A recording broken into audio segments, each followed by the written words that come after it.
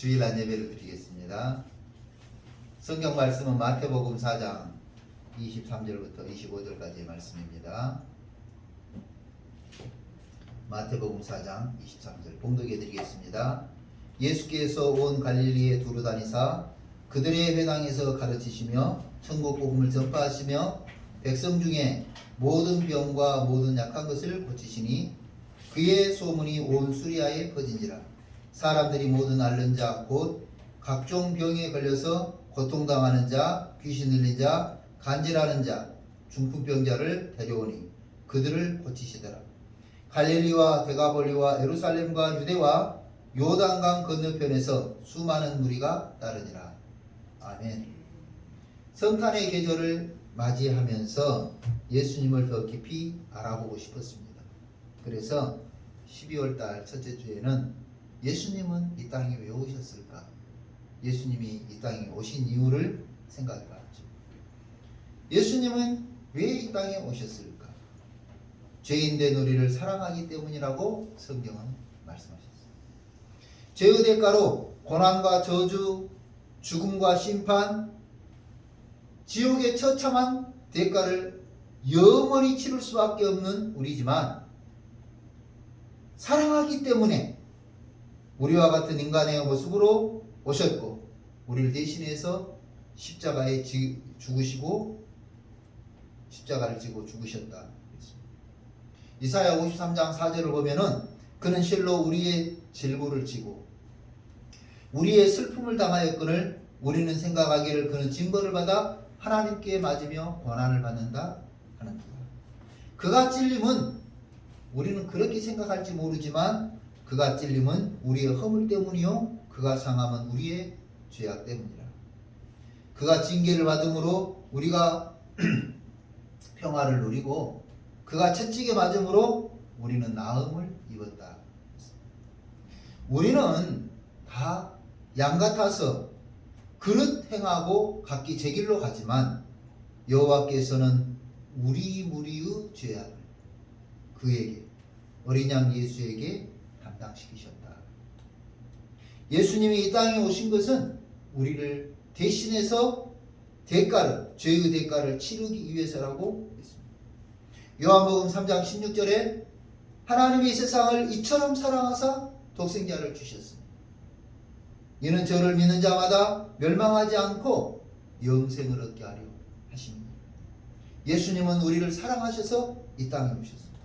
그리고 지난주에는 예수님이 이 땅에 오셔서 하신 사역을 말씀드렸습니다. 그 첫 번째 사역으로 예수님은 두루 다니셨다 그랬죠. 예수님은 갈릴리 지역을 두루 다니셨다. 철저하게 구석구석 다니셨다. 이 예수님의 사역은 다니는 사역이었죠. 그래서 이 갈릴리라고 하는 지역을 지난주에 설명을 드리면서 이 갈릴리, 이방인의 갈릴리라고 할 정도로 제가 어렸을 때 아이들이 이렇게 어린 아이들이 노는 것을 보면서 느낀 건데요. 마음에 들면 우리 편, 마음에 안 들면 우리 편 아니라는 거죠. 왕따를 시키고. 그러니까 이방인의 갈릴리라고 하는 말은 유대인은 유대인이지만 너희는 우리하고는 다르다 이거죠. 우리는 너희하고 안 논다. 소외되고 무시당하고 냉대받는 사람들이 사는 지역 갈릴리. 그러니까 그 예수님 시대에도 마찬가지고 이 갈릴리는 그런 지역이에요. 그런 지역을 예수님이 다니신 거예요. 그러니까 예수님이 갈릴리에서 태어나셨다 그러니까 나다나엘이라고 하는 사람이 뭐라고 그래요? 야, 이방인의 갈릴리에서 선한 것, 하나님의 일을 할 만한 사람이 나올 수 있겠어? 이 갈릴리는 그런 지역이 아니야. 갈릴리에서는 하나님의 일을 할 사람이 나올 그런 지역이 아니다 이거죠. 이렇게 그런 지역 갈릴리를 두루 다니시면서 예수님은 두루 다니셨다. 그럼 우리가 가야 할 갈릴리를 지난주에 말씀드렸죠. 우리가 가야 할 갈릴리는 어디예요? 경제적으로 최악의 위기에 봉착해 있는 사람들, 그들이 갈릴리예요. 여러분, 경제적으로 어려운 사람들은요, 누군가의 도움이 절실히 필요해요. 그런데 아무도 그들을 돌아봐 주지 않는다는 거죠. 아무도 그들을 찾아가 주지 않는다는 거예요. 그리고 두 번째로는 심리적, 정서적으로 위축되어 힘들어 지친 사람들이 우리가 찾아가야 될 갈릴리. 세 번째로는 복음에서 배제되어 있는 불신자들이 우리가 찾아갈 갈릴리라고 하죠.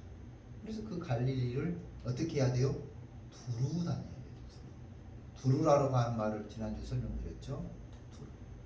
구석구석 꼼꼼하게 철저하게 다녀요. 그래서 두루 다녀요. 수원 세모녀 사건의 비극 중에 하나가 뭐냐면요, 지금 현대판 비극이기도 한데, 옆에 집에서 사람들이 죽었는데도 모른다. 죽을 지경이 돼서 그 가난과 질병으로 허덕거리면서 고통을 당하고 있는데 옆에 집, 위에 집, 아래 집이 모른다는 거예요. 그게 바로 문제죠. 그래서 이 예수님의 사역 첫 번째가 두루 다니심이에요. 우리도 두루 다녀야 돼요. 철저하게 다녀야 돼요. 그냥 자기 볼일만 보고 그냥 왔다 갔다 이렇게 하면 안 된다는 거죠. 오늘은 예수님이 하신 사역 두 번째입니다. 가르치시고 천국 복음을 전파하셨다. 가르치시고 천국 복음을 전파하셨다. 본문을 다시 한번 읽어드리겠습니다. 예수님께서 온 갈릴리에 두루 다니사 그들의 회당에서 가르치시며 천국 복음을 전파하시며 백성 중에 모든 병과 모든 약한 것을 고치시니 그의 소문이 온 수리아에 퍼진지라. 사람들이 모든 앓는 자, 곧 각종 병에 걸려서 고통당하는 자, 귀신 들린 자, 간질하는 자, 중풍병자들을 데려오니 그들을 고치시더라. 갈릴리와 데가볼리와 예루살렘과 유대와 요단강 건너편에서 수많은 무리가 따르니라. 예수님은 회당에서 가르치셨다 그랬어요. 회당이 지금의 예배당이라고 생각하면 안 돼요. 회당은 그냥 사람들의 모임, 이게 와전이 돼가지고 설명하기 좋게 하나님의 사람들이 모이는 어떤 장소적인 문제가 아니에요. 회당은 예배당이나 강당처럼 건물을 지칭하는 것이 아닙니다. 시나고게라고 하는 이 원어가 시나고게예요. 시나고게라고 하는 말은 이 스승이 또는 누군가가 다니면서 거기서 모여서 서로 이야기하는 데가 시나고게예요. 이해되세요? 친구들끼리 가다가 야, 우리 추운데 커피숍에 들어가서 이야기할까? 거기가 시나고게예요. 거기가.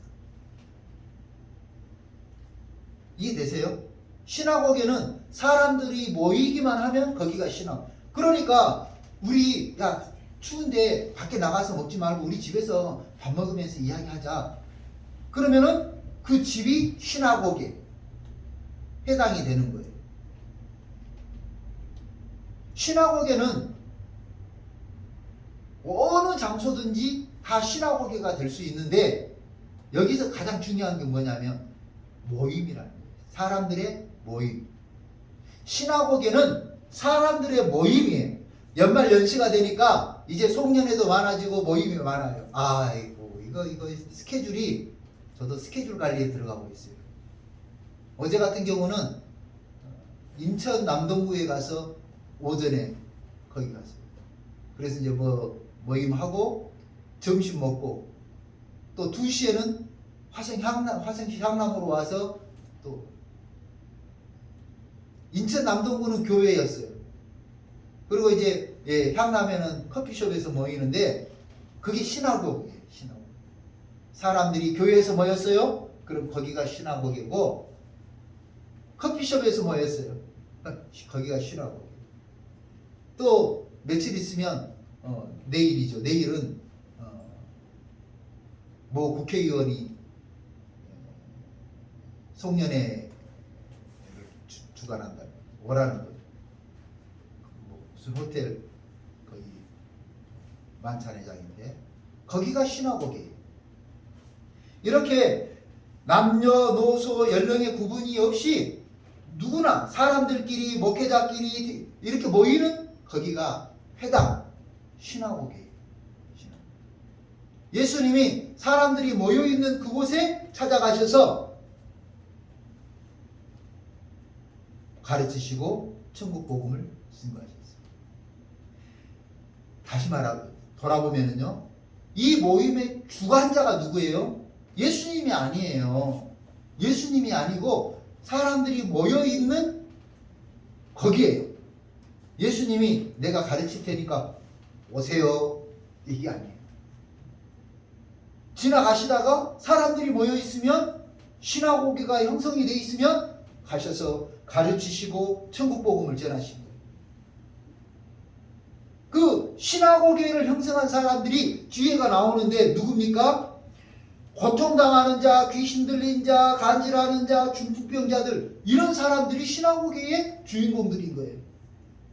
그러니까 예수님이 부자들, 학자들, 사회적 지위와 체면이 있는 사람들을 찾아가서 천국 복음을 전하신 게 아니라 예수님이 인생의 막바지에 와 있는 사람들을 찾아가신 거예요.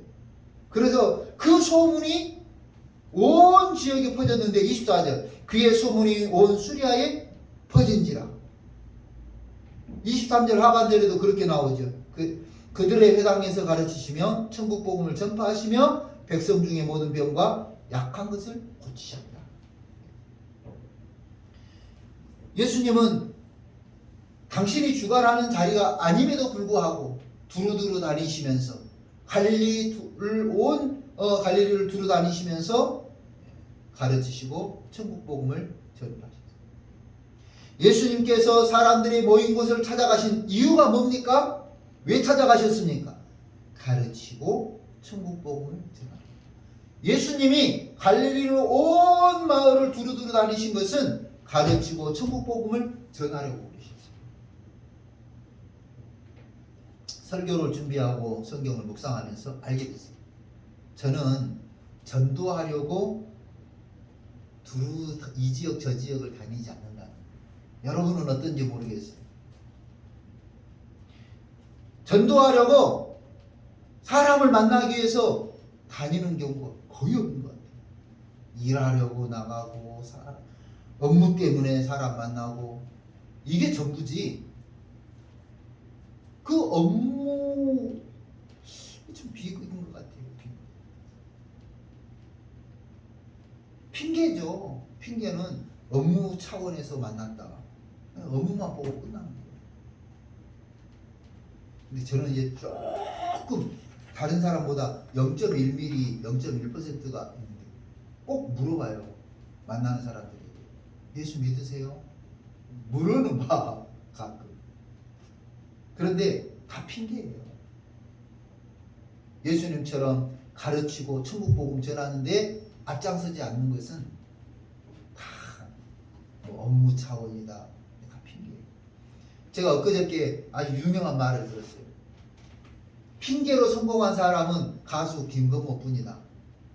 우리도 핑계 될 거 아니라는 거죠. 우리는 핑계 될 일이 아니에요. 때를 얻든지 못 얻든지 어디서나 언제나 어디를 가든지 가르치고 천국 복음을 전해요.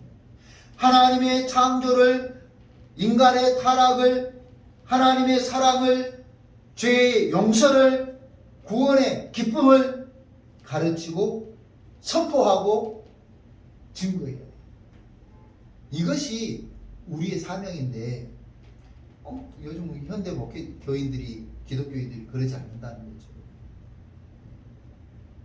친구들 만나서 수다는 2시간, 3시간 떠는데 수다 떨고 돌아서면서 야, 주일날 교회 가자 이 말 안 한다니까요. 전화통화로 1시간, 2시간 좀 전화장 간단히 있으면 좋겠어요. 그런데 1시간, 2시간 전화통화하고 그런데 너 교회 다니냐? 예수 믿어야 돼. 이 말 안 한다니까요.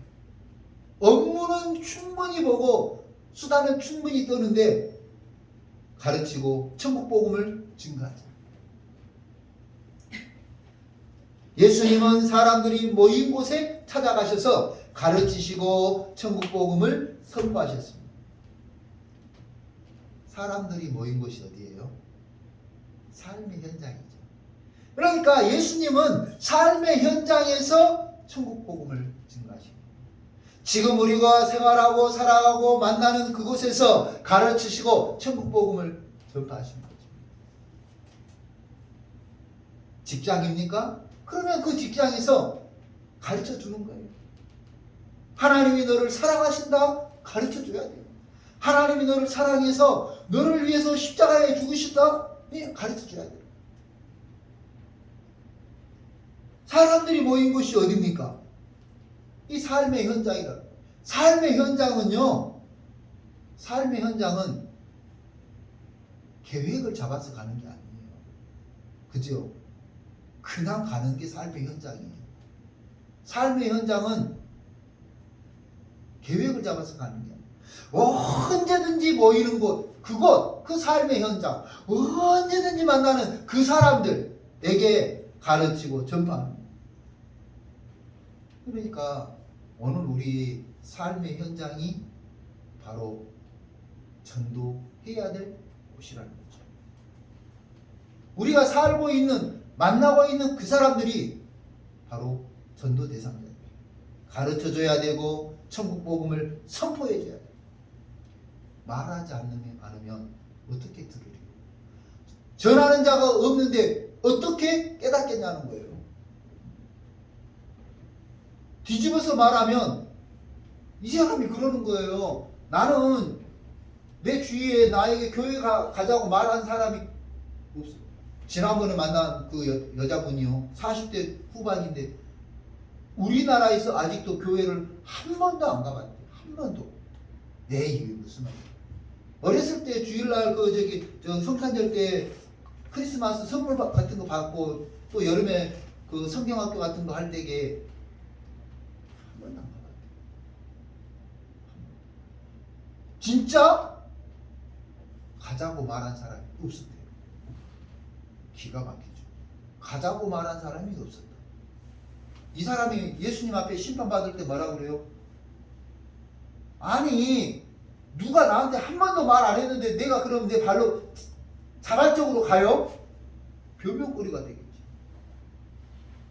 기가 막힌 일이에요. 지금 한국에 기독교가 들어온 지 110년이 지난 지금 아직도 너 예수 믿자, 교회 가자 한 번도 안 들어봤다? 이거는 기니스북에 오를 일 아니겠어요? 다시 말하면 우리 기독교인들이, 먼저 믿은 기독교인들이 사명을 감당하지 않고 있다는 거예요. 예수님처럼 온 갈릴리를 다니면서 온 삶의 현장, 사람들이 모인 곳에 가서 회당에서 가르쳐주고 선포하지 않았다는 거죠. 다른 말로 하면 우리 기독교인들의 직무유기예요. 예수님께서 유언적으로 말씀하셨죠. 오직 성령이 너희에게 임하시면 너희가 권능을 받고 예루살렘과 유다와 사마리아와 땅끝까지 이르러 내 증인이 되리라. 오직 성령이 임하시면 증인이 되리라 그랬어요.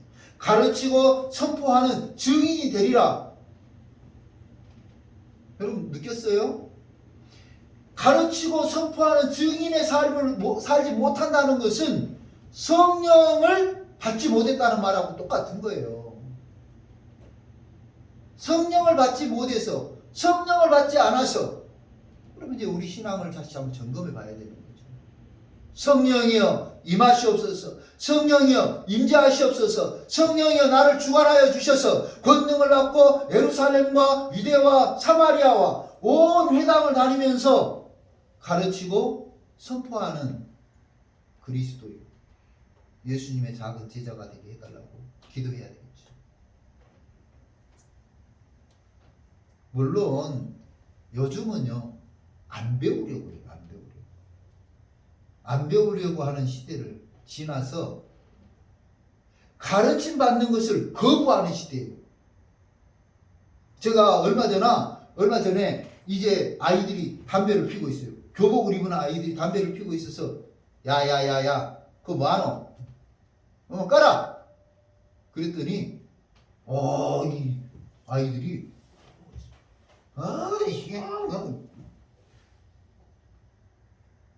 야 학생이 그 담배 피우면 되겠냐? 안 좋다는데 꺼라! 아저씨가 뭔지 그래요? 곧 욕할 태세요. 야 그럼 나 네 같은 아들이 있는데 네가 아빠가 네 보면 그래 잘한다 네 담배 피라 그러겠냐? 그랬더니 그 녀석분이 한 애가 알아들었는가 봐. 에이 그러면서 탁 받고 가더라고. 그러니까 다른 애들도 담배 끄고 갔어요.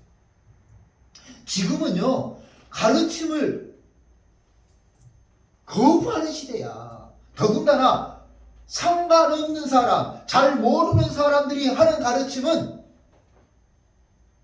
이제 성질 내는 시대예요. 그런 시대예요. 또 어떤 여학생들이 이제 막 수다를 떨고 이야기를 하는데 이야기를 하길래 가만히 보니까 막 제잘제잘 하는데 이제 들으면서 깜짝 놀랐어요. 대화 속에 욕이 그렇게 많아. 욕. 그래서 야야 제가 그랬죠. 야야 욕 안 하면 이야기가 안 되냐? 그랬더니 빤히 쳐다봐. 지금 당신 뭐냐 이거지. 너는 네 몇 학년이냐? 중학생인데 몇 학년이냐? 2학년. 야, 뭔 욕 안 하고 대화 안 되냐? 우리는 그래도 다 알아들어요. 다 알아듣는데 기가 막히죠. 상관없는 사람이 가르침을 주는 것에 대해서 거부만 하는 게 아니라 오히려 성질을 내요. 지난번에 들었습니까? 아가씨 지하철에서 아가씨가 마스크를 안 쓰고 지하철을 타니까 그 60대 남자분이 마스크를 하나 이렇게 권해주면서 마스크를 끼라고. 이제 코로나 때문에 마스크 다 써야 되는 시기니까. 그랬더니 그 아저씨를 얼마나 욕을 하고 막 그래도 성이 안 풀린 거야. 우리말로 하면 네가 뭔데 나한테 마스크를 주냐 이거야. 내가 쓰든 안 쓰든 내 마음이지, 내 자유지. 그때는 법으로 다 쓰고 다니게 했잖아요.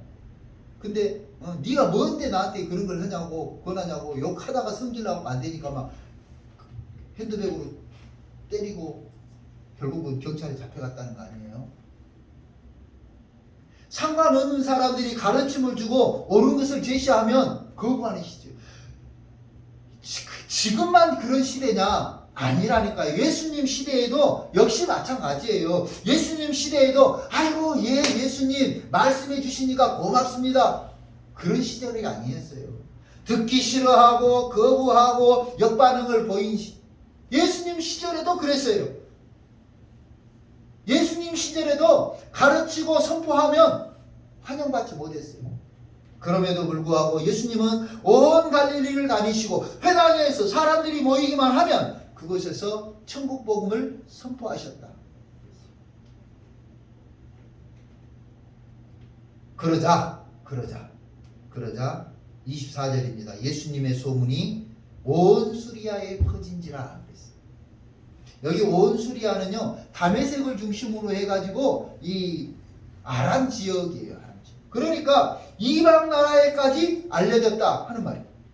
예수님의 소문이 이방 나라에까지 알려졌어요. 이 소문이라고 하는 것이 참 누구의 뭐뭐에 대한 이야기, 뭐뭐에 관한 이야기, 뭐 사람일 수도 있고 사건일 수도 있고 그렇죠? 사람에 대해서 특히 이제 소문. 제가 어렸을 때 소문이 있었어요. 무슨 소문이냐면 이제 그 소문 때문에 사람이 죽었어요. 제 친구가 이제 전학으로 온 거예요. 서울에서 전학으로 왔는데 그 아버지가 저희 동네에 사시는 권씨 아저씨 집에 동생인 거죠. 그래서 형님 집 잘 살아라고 자기 사업이 잘 되니까 형님 집도 좋게 지어, 우리 동네에서 제일 좋은 집이었어요. 좋게 지어줬어요. 좋게 지어주고. 그래서 이제 그런데 세월이 지나면서 이 동생의 사업이 망하고 이 동생의 가족이 피신을 온 것이, 사업이 망해서 피신을 온 것이 어디냐면은 이제 권씨 큰아버지 집으로 온 거예요. 형님 집. 그래서 이제 이 자녀분들, 아들하고 딸이 있는데 대영이하고 소영이라고 딸이 있어요. 그 대영이가 이제 저하고 같은 반이에요. 그런데 무슨 소문이 돌았냐면 소문이 많아. 이제 소문이 돕니다. 그래, 형님 집 팔려고 왔다, 뭐 하려고 왔다. 이 대영이 아빠는 사업 망해가지고 그것도 힘들어. 그것도 힘든데 동네 소문이 뭐라고 막 나냐면 형님 이제 집 하나 지어주더니 지 어려우니까 집 팔아가지고 지 가져가려고 그런다. 막 형님 재산 뺏으려고 그런다. 막 소문이 막 돌고. 그 소문이 결국은 사람을 너무 힘들게 만들었어요. 어느 날 그 대영이 아빠가 이제 자살을 하셨어요. 소문 때문에 그렇게 돼요. 오셔가지고 인력사무소도 나가고 사장하던 사람이 말입니다. 인력사무소도 나가고 하면서 막 살아보려고 애를 쓴 거예요. 애를 썼어요. 그런데 소문이 자꾸 대영이 아빠에 대해서 부정적인 소문이 돌고, 그리고 결국은 너무너무 힘든 나머지 잘못된 선택을 하신 거죠. 소문이 누구누구에 대한 이야기가 팩트일 수도 있어요. 픽션일 수도 있어요. 다시 말하면 사실일 수도 있지만 사실이 아닌 경우가 있다니까요. 넌픽션도 있다니까.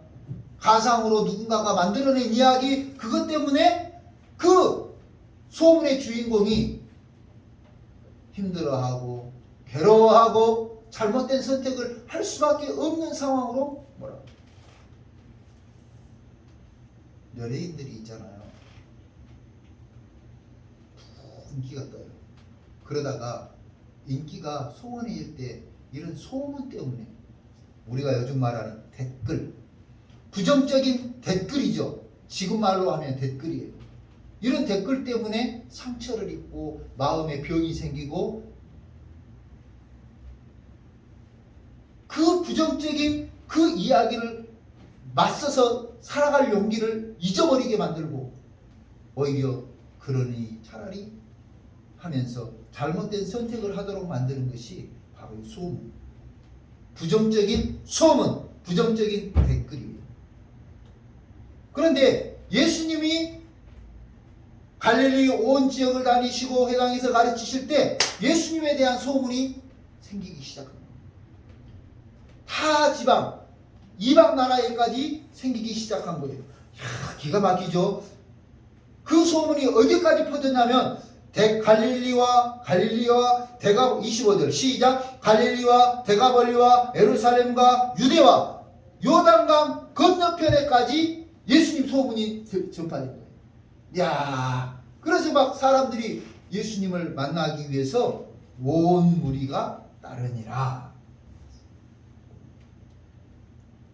여러분, 이 소문은요, 내가 소문의 주인공이 될 수도 있지만 한편으로는 소문을 옮기는 구전자, 전달자가 될 수도 있어요. 전달자. 우리 국어 시간에 배우면 구전문학을 배우죠. 입에서 입으로 전해지는 문학. 사시 남정기 뭐 이런 이야기들. 구전에 홍길동전 다 구전이죠. 그런데요, 이 전달자가 의도를 가지면 안 돼요. 전달자가 자기 사상을 거기다 개입하면 안 돼요. 전달자가 자기 생각을 전달자가요, 부정적인 성격을 가지고 있으면 부정적인 내용으로 전달을 해줍니다. 그래서 전달자가 의도나 사상이나 생각이나 성격을 가미하면 내용이 변질되는 거예요. 이 전달자의 역할은 바로 팩트만 전해야 돼요. 픽션만 전해야 돼요. 제가 이제 시를 가을 들어서 한 50편 정도를 썼습니다. 갑자기 쓰고 싶어가지고 내년 봄 정도 돼서 이렇게 한번 시화집은 아니고 제가 이제 그동안 주보에 실었던 이런 내용들, 뭐 이렇게 그림으로 만든 이미지 메시지 같은 거 이런 같이 해서 내려고 한번 하고 있어요. 그런데 듣는 사람들이 이게 전달을 해주면서 자기 생각을 해요. 그래, 뭐 별 내용도 없는 거. 맞아요, 별 내용 없어요. 그 뭐 별로 잘 쓰지도 못한 것 같던데, 맞아요, 제가 별로 잘 쓴 거 없어요. 잘 쓰지 못했어요. 그런데 이제 반대로 제가 질문해 보죠. 그래, 그러는 니는 시 한 편이나 썼냐? 전달자가 의도를 가지고 생각을 가지고 자기 부정적인 성격을 가지고 그 내용을 전달하다 보면 맞아요, 별 볼 일 없는 것이 완전히 별 볼 일 없는 것으로 낙인이 찍혀요. 낙인이 찍혀요. 그런데 내용 그대로만 전한다면 맞아, 그래, 뭐 별로 잘 쓴 건 아니더라, 그걸로 전달이 되고 마는 거예요. 그런데 이제 거기에 부정적인 생각을 하면 그래, 그것도 시라고 뭐 했냐, 그것도 뭐라고 했냐. 그래, 연예인들이 그것도 연기라고 했냐, 발연기다, 이렇게 못 견디는 거예요. 그래, 연예인들이 극단적 자살을 하는 이유가, 선택을 하는 이유가 바로 오늘 우리가 이 소문의 주인공이 된다고 하면, 또는 내가 이 소문의 전달자, 구전자가 된다면 우리는 어떤 생각을 해야 돼요? 누구에 대해서 이야기할 때 있잖아요, 팩트, 내가 알고 있는 팩트만 이야기해야 돼요. 복음을 전할 때도 마찬가지예요. 여러분, 전도할 때 팩트만 전해야 돼요. 픽션만 전해야 돼요. 내 생각으로는 저 사람을 교회 나오게 하고 싶어. 그래서 뭐라고 이야기해요? 우리 교회 얼마나 좋은 줄 아냐? 크게 지었다, 우람하게 지었다, 멋진 카페가 있다. 그 카페 만들어 놓은 거 1년 2년 지나면요, 인테리어가 구형이 돼요. 5년 전에 그 카페, 그 교회 좀 멋있다더라고 딱 가서 봤는데 5년 동안 세월이 흐르면서 교회가 페인트도 좀 벗겨지고, 좀 듣는 사람이 어때요? 부정적인 생각으로 바뀌어요. 내가 전에 여기서 전도할 때 그러는 거예요. 전도하시는 분들이 하면서 예수 믿으세요, 예수 믿으세요 안 하고 뭐라 그러냐면, 우리 교회 멋있게 졌다, 우리 목사님 유학 갔다 왔는데 젊고 얼마나 멋진지 모른다고 핸섬하게 생겼대. 그 옆에 서 있는 주경선 목사는 핸섬하지 않아. 나도 알아, 내 컨셉이 동네 아저씨잖아. 동네 아저씨 같은 목사. 근데 그 옆에 나를 세워놓고 그 옆에 분들이, 저쪽 교회 전도하시는 분들이 뭐라 그래요? 우리 교회 목사님은 유학 갔다 왔고 얼마나 핸섬하고 배우 누구처럼 멋지게 생겼대. 진짜 나 그런 줄 알았어요. 그런데 어느 날 운동장에서 딱 만났는데, 추리닝 입고 체육복 입고 딱 만났는데 그 핸섬한 아저씨나 그 목사님이나 나나 별 차이가 없더라고. 여러분, 오늘 우리가 전해야 될 말은 팩트예요. 팩트. 픽션만 전해야 돼요. 복음이신 예수 그리스도에 대해서, 성부, 성자, 성령, 하나님에 대해서만 전해야지, 자질구레한 것들이 그것이 주가 되면 안 되는 거예요. 전달자가 다른 것 가지고 그 팩트를 부연 설명하려고 그러면 안 돼요. 이해되세요?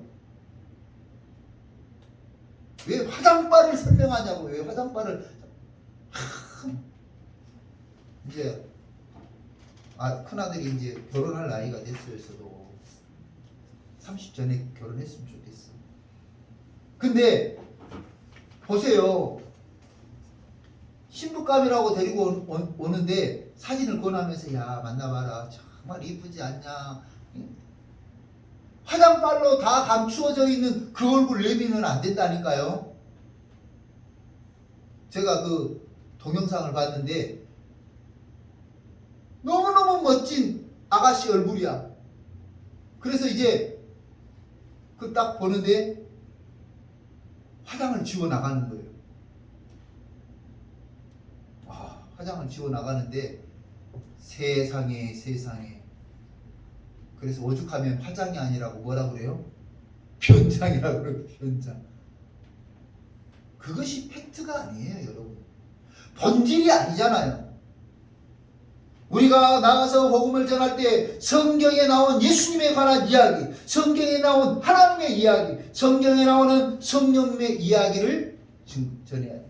우리 교회에 건물 이야기할 것 아니에요. 우리 목사님 이야기할 것 아니에요. 우리 목사님이 좋은 일 이야기할 것이 아니에요. 세월 앞에 장사 없다고 변해요. 변하지 않는 사실을 전해요. 예수님은 두루 다니며 천국 복음을 전하셨어요. 가르치시고 예수님의 사역은 갈릴리 온 회당을 두루 다니며 천국 복음을 전파하셨다. 저와 여러분도 예수님의 사역처럼 갈릴리 온 지역을 다니면서 천국 복음을 증거하는 예수님을 증거하는 예수님의 사역을 하는 주님의 작은 제자가 되시기를 축원하며 기도하겠습니다. 고마우신 하나님 아버지 감사합니다.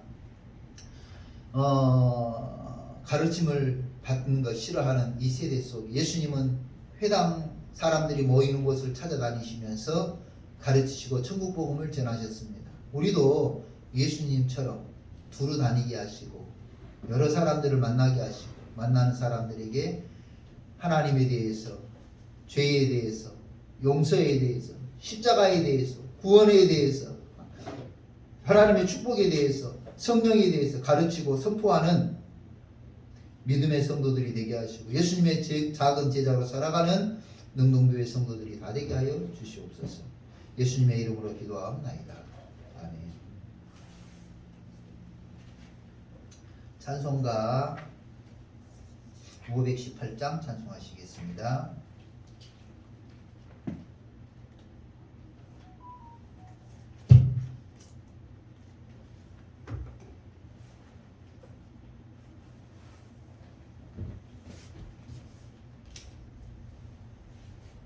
기쁜 소리 들리네 예수 구원하신다 만민에게 전하라 예수 구원하신다 주님 명령하시니 산을 넘고 물 건너 온 세상에 전하러 예수 구원하신다. 기도하겠습니다. 고마우신 하나님 감사합니다. 하나님께서 은혜를 주셔서 감사 예물과 11조 예물과 또 선교 예물과 주정 예물을 드렸습니다. 귀한 예물 드린 손길들을 기억하시고 하나님의 사랑에 그 은혜를 감사하는 마음으로 드린 모든 예물을 받으시며 흠양하여 주시고 그 드린 손길들을 축복하여 주옵소서. 이 예물들 때문에 경제적으로 어려움 당하지 않도록 도와주시고 드린 예물 때문에 마음에 시험에 들지 않도록 도와주시고 오히려 하나님이 갑절로 채워주시고 아버지 하나님께서 채우시는 은혜와 축복으로 삶이 더욱더 활기차지고 여유로워지고 경제적으로 풍성해지도록 축복하여 주시옵소서. 아버지 하나님 이 예물이 쓰일 때에 아름다운 열매가 맺어지게 하시고 교회는 부흥되게 하시고 힘들고 어려운 이웃들은 또 선교지에서 사역하시는 분들은 새 힘을 얻을 수 있도록 축복하여 주시옵소서. 이제는 우리 구주 예수 그리스도의 은혜와 하나님 아버지의 무한하신 사랑과 성령의 위로하시고 교통하시고 충만하심이 예수님의 사역을 본받아 두루 다니며 가르치고 복음을 선포하기를 원한 예수님의 작은 제자로 살기로 결심하는 우리 능동교회의 모든 성도들과 가정과 생업과 이 능동교회 위에 이제로부터 영원토록 함께 계시기를 축원하옵나이다. 아멘.